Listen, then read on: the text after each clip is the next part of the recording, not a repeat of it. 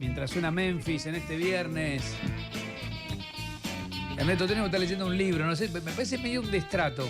No sé, tiene que hablar conmigo. Y Al revés. Está leyendo un libro. Al revés. No le importar absolutamente nada. Al de revés. la conversación que va a tener conmigo. Después la gente me para en la calle y me dice, qué bueno, ahora vuelven a charlar con Tene, vamos a discutir. Y la verdad que él lo hace como por obligación, porque recibe un plus importante. No, es al revés.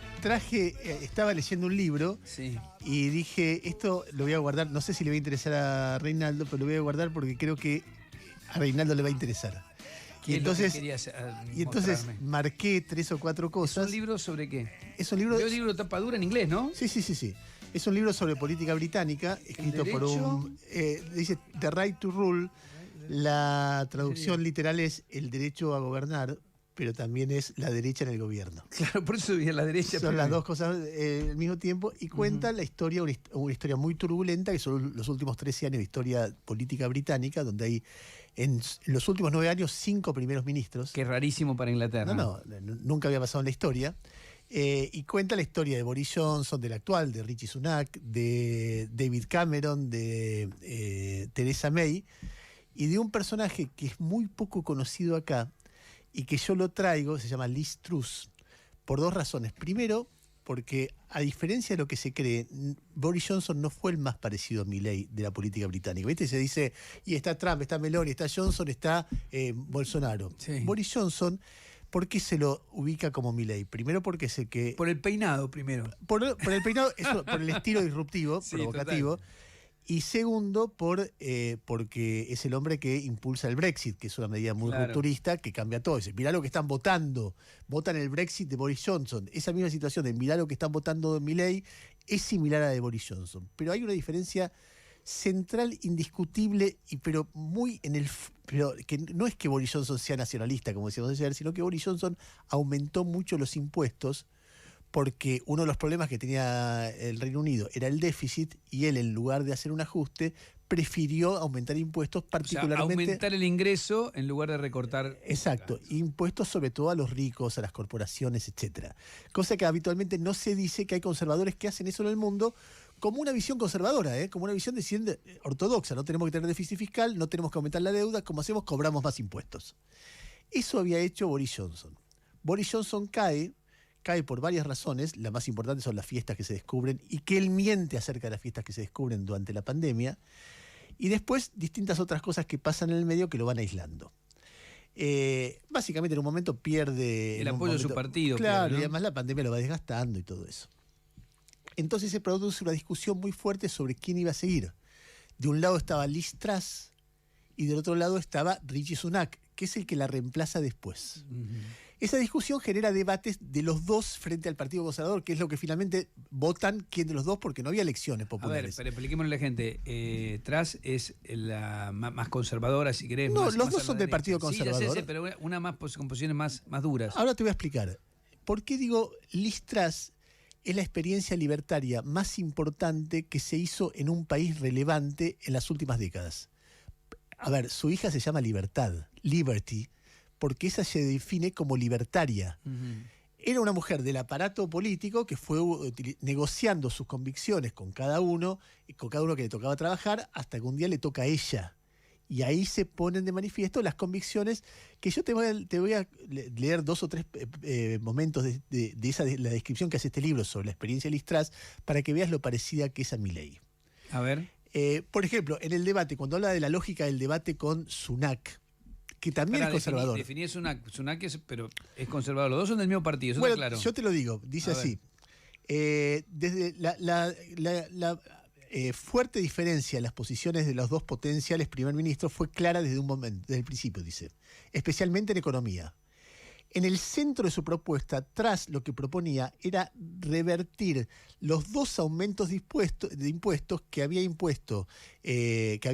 dispuesto Boris Johnson antes que ella, cuyo canciller y asesor principal de economía era Rishi Sunak. Entonces, básicamente es eso. Ella no creía en los impuestos sobre todo a corporativos, a ricos, etc. Eso era lo que ella realmente creía. Y eso, de esa manera, explotaba la debilidad de Sunak.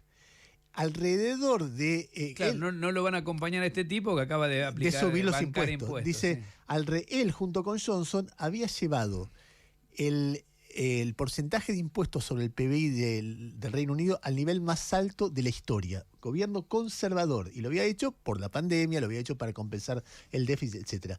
Los aliados de Truss se burlaban de Sunak llamándolo el canciller socialista. Mirá. O sea, Sunak, que es un tipo que está hablando en contra de la inmigración ahora, que todo el tiempo busca, es un ortodoxo clásico. Es como el montonero para ellos, para Bullrich, o el soviético, como le dice a Rodríguez Larreta o a Kisilov, Soviet. dice. Claro, hacía exactamente lo mismo. El que no piensa como yo respecto a los impuestos es comunista. La mano derecha, ya cuando terminó la experiencia, ahora te voy a contar cómo terminó, pero la mano derecha de Sunak, un señor que se llama Kwarteng, declara un tiempo después, dice, nosotros realmente, genuinamente creíamos en que la cantidad de impuestos era muy alta. Genuinamente pensábamos que necesitábamos un incentivo para el crecimiento. Yo amaba el hecho de que Liz Truss se la pasaba diciendo que la ganancia no es una mala palabra. Y realmente me parecía refrescante. Y creo que hay una frustración con eso de dividir la diferencia. Ese tipo de centrismo, donde al mismo tiempo vos sos socialdemócrata, pero también parece que sos conservador y estás todo el tiempo ahí colgando en el centro. Ella quería, de manera correcta, me parece, hacer un golpe para que haya una diferencia. O sea, centrismo no, impuestos no, el que cree en impuestos es comunista, etcétera, etcétera, etcétera. Cuando las cosas se empiezan a complicar, porque se empiezan a complicar muy rápidamente, ella hace una baja de impuestos que es un recorte pero fenomenal. Y se queda sin recursos. Y se queda sin recursos, pero además los mercados reaccionan inmediatamente, sube el interés de la deuda, se devalúa la libra como nunca en la historia. En un momento llega a valer lo mismo que el dólar, hoy vale un 25% más que el dólar. Y ella es entrevistada en distintos lugares, a ver si encuentro, es acá. Y mirá lo que dice, y lo dicen en reportajes de la BBC. Dice, ustedes no entienden lo que es lo aspiracional. Ustedes no entienden la iniciativa privada. Ustedes no entienden cuando las personas sienten que el gobierno le está tomando toda su riqueza y ustedes no quieren ir a trabajar. No quieren trabajar y no quieren armar un negocio. Ustedes no entienden que lo que está, quiénes son los que están pagando a los fucking left-wing journalism. O sea, a los ensobrados. A los periodistas de izquierda, ¿quién les paga? Por eso digo. Entonces dice, they don't fucking understand it. No lo entienden. No entienden quién está pagando sus salarios. ¿Sabes quiénes lo están pagando? Los plomeros de Dartford que están pagando sus salarios. Es la gente que hace cosas en este país las que están pagando sus salarios. Ustedes saben, los trabajadores de cerámica de tal lugar, los que construyen los puentes, toda esa gente está pagando los salarios. ¿Y saben los salarios de quién? Del Fondo Monetario, del Partido Laborista, de los empleados del Banco Central y de los periodistas de la BBC. Todos ellos quieren siempre que aumenten los impuestos. Es exactamente el mismo discurso. Y hay un último fragmento que te voy a decir, que es que su principal colaborador lo argumenta, porque ella baja los impuestos y es el primer ministro que menos dura en la historia de Gran Bretaña, 49 días. El capítulo se llama 49 Days. O sea, nunca ningún ministro duró tampoco después de ser, y es el único libertario en este contexto. El Partido Conservador lo echaron a patadas y pusieron a Rishi Sunak, que era el que había perdido, que lo primero que hizo que es aumentar impuestos. Entonces dice, en las últimas 2 décadas, explica el ex asesor de Liz Truss, dice, no hicimos buena política económica. Esto nos dejó una situación muy difícil. Ella lo dice. Yo traté de desfibrilizar al paciente en un estado ya terminal. Y ustedes podrían decir, bueno, podrían no haberlo hecho, podría haber buscado otra alternativa, pero uno no puede hacer campaña para el liderazgo en una elección como un insurgente y después hacerse el nabo. Dice, era una forma, era un difícil conjunto de políticas para poner en marcha con tanta oposición, pero creo que la alternativa de no hacer nada era peor. Entonces defienden el corazón de su propuesta, pero en 49 días el Partido Conservador la raja. El Partido Conservador sigue en el poder poniendo a alguien. El Partido Conservador es muy peronista en ese sentido. Hay gente que Muy contrae pragmático, deuda. decís vos, Claro, contrae deuda, no contrae deuda, arregla con uno, arregla con otro, reduce impuestos, aumenta impuestos, depende de quién venga en cada momento. Está a favor del Brexit, está en contra del Brexit, depende del momento. Y nada, y me parecía muy interesante porque ninguno de los otros dirigentes del Partido Conservador Británico, un partido muy tradicional, se definiría como libertaria o libertario. Libertaria era Liz Truss. Puso en marcha lo que quería y duró 49 días. Si es igual a lo que está pasando ahora, no lo sé, pero por lo menos sirve como advertencia. Por lo menos como un dato. Yo te agrego otro que tiene que ver con el peronismo, ¿no? Ayer me enojé un poquito acá en la radio y terminé haciendo una especie de comentario editorial que me veía que la otra estaba como viralizado, porque en un momento dije que había que dejar las consignas, ¿no? Hay que repensar muchas cosas, sobre todo saliendo de las consignas. Y toqué el tema de la reforma laboral, que acá se dice que es mala palabra, pero digo, si la reforma laboral sirve para que vos el 40% de gente que está en la ilegalidad pase a tener laburo en blanco, es una reforma laboral positiva, no necesariamente negativa. Pero bueno, a partir de eso no quiero volver al tema, pero hoy me mandaron, hay una muestra en el CCK, digo, para buscar ejemplos para repensar la Argentina en un momento como este. Para mí estamos en una crisis que no es solo económica, es una crisis política también, el huevo la gallina, ayer lo tocabas vos. Creo que también hay una crisis ética profunda. ¿Qué es representar a la gente? ¿Qué implica ser un funcionario público, por ejemplo? Y vos sabés que hay una muestra interesantísima. Se exhiben 20.000 cartas que le mandó la gente a Perón. Yo no me acordaba de este hecho, a lo mejor vos sí. En 1951, Perón hizo un llamado al pueblo argentino pidiendo propuestas para armar el segundo plan quinquenal. Qué bueno. ¿Y? Fíjate qué alucinante, yo no lo conocía. El lema era: Perón quiere saber lo que su pueblo necesita. Se recibieron 70.000 cartas. Dice que de esas 70.000 sobrevivieron 20.000 cartas.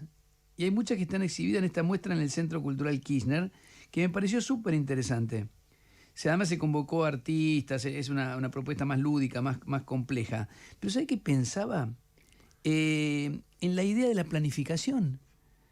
¿En qué momento el peronismo pierde esta idea? Digo, entre las cosas que debería repensar el peronismo, el progresismo, que es el sector más, para mí, más castigado en esta coyuntura, es decir, es para mí el que se debería replantear más cosas, el que viene argumentando en defensa del Estado y de pronto aparece alguien que habla contra el Estado y es votado por sectores importantes que antes bancaban esta idea del peronismo. Y yo creo que es por esta tergiversación. ¿En qué momento pensaron que no había que planificar el país a 5 años? O sea, cuando vos ves el gobierno de Alberto Fernández con las peleas con Cristina Kirchner a los 2 meses de arrancar, vos decís, muchachos, ¿no pudieron arreglar 5 temas, 10 temas y decir vamos para acá y mostrárselos a la gente? Acá Perón hace algo todavía mucho más fuerte. Dice, a ver, manden las ideas que yo voy a incorporar muchas de las propuestas que reciba en esta idea de plan quinquenal. Parece una pavada. La curaduría es de Cecilia Priego y Andrea Wine. Me pareció interesantísimo. Me lo mandó ayer Blas Martínez, hijo de Tomás Eloy, a todo esto. Me pareció alucinante como propuesta. Pensar el país, ¿por qué no podemos tener un plan quinquenal? Justo yo venía a lo de Corea, que me contaban que había también planes quinquenales, porque ellos tienen 5 años de mandato. Entonces lo que hace el gobierno cuando llega, te presenta un plan quinquenal. Miren, estos 5 años vamos a intentar hacer esto. Digo, para dejar de echarle la culpa al otro nada más, ¿no? Pues si no, todo es problema de los otros. El problema es Milei. Si no fuera Milei sería Juan Pérez. Claro, claro. O no sé, Margarita López. Claro. Aparecería un emergente diciendo, Exacto. muchacho, basta de Insaurralde. A ver, Sí. déjame decirte una cosa vinculada con museos. Vos sabés que hay un museo, estoy muy influido por lo que viví hace unos días, ¿no? Un museo en Londres, que es el Museo de Arte Moderno, que se llama Tate Museum, que queda al lado del Támesis, del otro lado donde están las ¿Qué cosas. ¿De arte? Sí, un museo de arte, lo vi, museo. yo ya estuve. Algo que no se sabe en la Argentina, o por lo menos que yo no lo sabía, es que hay una sala dedicada a un argentino, que es León Ferrari. La sala es tremendamente disruptiva. ¿Por qué? Porque tiene 2 lugares, tiene 4 paredes. En 3 paredes hay titulares del Observatorio Romano, que es el diario del Vaticano, Que debe ser parte de la obra que era muy, muy anticatólica, ¿no? Muy tremendo. antipapa. Ilustrada por él con imágenes del demonio. Tremenda, Es sí. decir, no desearás a la mujer de tu prójimo y violaciones. Sí, tremendo. Una cosa tremenda. Son 3 paredes, bien, de Museo de Arte Moderno, de León Ferrari. Pero después, frente a eso, hay una pared que son simplemente enmarcados artículos que se publicaron durante la dictadura militar que se atrevían a hablar de lo que pasaba en la dictadura militar argentina. Todo esto en Londres, ¿eh? Entonces me la pasé mirando a ver qué artículo, y había mucho publicado, mucho. En 7 años es poco, pero vos ves que se publicaban desapariciones de bandas solicitadas, etc. Y encontré algo de un tipo que para mí es maravilloso, que es José Ignacio López, que fue el vocero de Alfonsín. Ahora, vio que Clarín está anunciando, está bueno, unos especiales, cuatro especiales con José Ignacio López, ¿no? Charlando sobre los 40 años. ¿Y sabes lo que encontré? Cuando muere en un accidente el obispo Angelelli, él publica una nota, imagino yo que es en la Opinión, a ver, el 6 de agosto del 76, publica una nota que vos te das cuenta lo difícil que era llevar la sociedad enferma, donde él todo el tiempo hace contorsiones para decir lo que quiere decir. ¿Qué es lo que dice? Acá en la Argentina hubo una agresión, las Fuerzas Armadas responden como corresponde frente a una agresión, eso no lo puede discutir nadie, bla, bla, bla, bla, bla, bla, pero en el medio pasan cosas que merecen una explicación. Y entonces empieza a hablar de Monseñor Angelelli. Y en un momento dice, en las últimas horas la Argentina recogió signos que evidencian el grado de esta enfermedad. En la tarde del miércoles, en un solitario camino riojano, murió el obispo de La Rioja, Monseñor Enrique Angelelli, víctima de un accidente automovilístico. Pero en esta sociedad enferma hasta parece vedada la posibilidad de la muerte accidental. Por eso ayer algunos optaron por la duda. ¿Fue un accidente? Y la duda no resonó como un exabrupto, como expresión de una mente desequilibrada.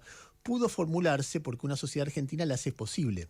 Una sociedad donde para algunos la vida humana ha dejado de tener valor, donde unos pocos iluminados creen que del asesinato de militares y policías, del secuestro y la amenaza puede hacer una sociedad mejor, y donde otros caen en la trampa de emplear los mismos métodos de la guerrilla con la excusa de erradicarla.